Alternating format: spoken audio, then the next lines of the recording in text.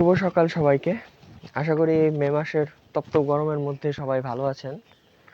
তো সকালবেলা মানে দুপুরে তো কড়া রোদে ভাইরে ভাই, দুপুরে যে কড়া রোদ উঠে এখানে, তো ভাবলাম যে কড়া রোদ ওঠার আগেই আপনাদেরকে একটু সকালের মিষ্টি যে রোদটা আছে সেটা একটু গায়ে মাখি। তো তার জন্য একেবারে ফ্রেশ ট্রেশ হয়ে সকালবেলা এই ব্লগ করতে বের হয়ে গেলাম।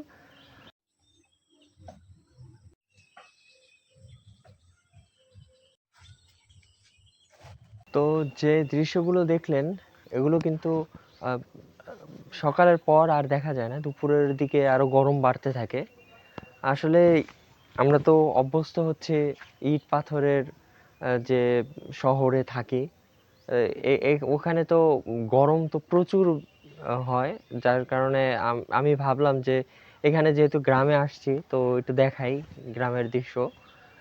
তো যারা সকাল মানে দুপুরের আগেই মানে দুপুরের মধ্যে সবাই কাজে বের হয়ে যায় গ্রামের লোকজন। তো ওরা সারাদিন খেটে তারপরে হচ্ছে আহ, চলে আসে সন্ধ্যার সময়।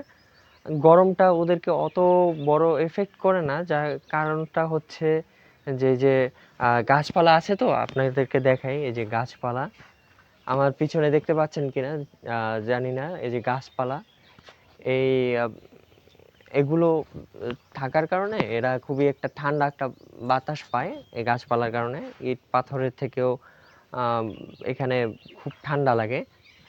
তো আর আরেকটা কথা, আমি এই বাসায়, আমাদের নতুন বাসা এটা উঠানো হয়েছে কিছুদিন, এখনো উদ্বোধন হয় নাই। তো আমি আইসা এখানে থাকলাম, ঠান্ডা লাগছে কিন্তু অনেক।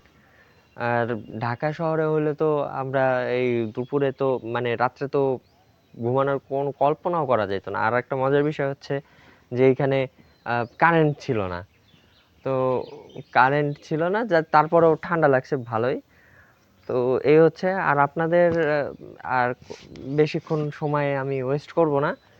তো আপনারা কেমন লাগছে এটা জানাবেন, আর ওখানে কিরকম গরম পড়ছে আপনাদের ওখানে সেটাও জানাবেন, আর কে কোথায় থেকে দেখছেন সেটাও আমাকে জানাবেন। আর সাবস্ক্রাইব করে দিতে ভুলবেন না। আর ফেসবুকে দেখে থাকলে আহ, একটা লাইক, কমেন্ট এবং ফলো দিয়ে দিন। তো এই হচ্ছে আজকের মতো ব্লগ। তো ভালো থাকবেন।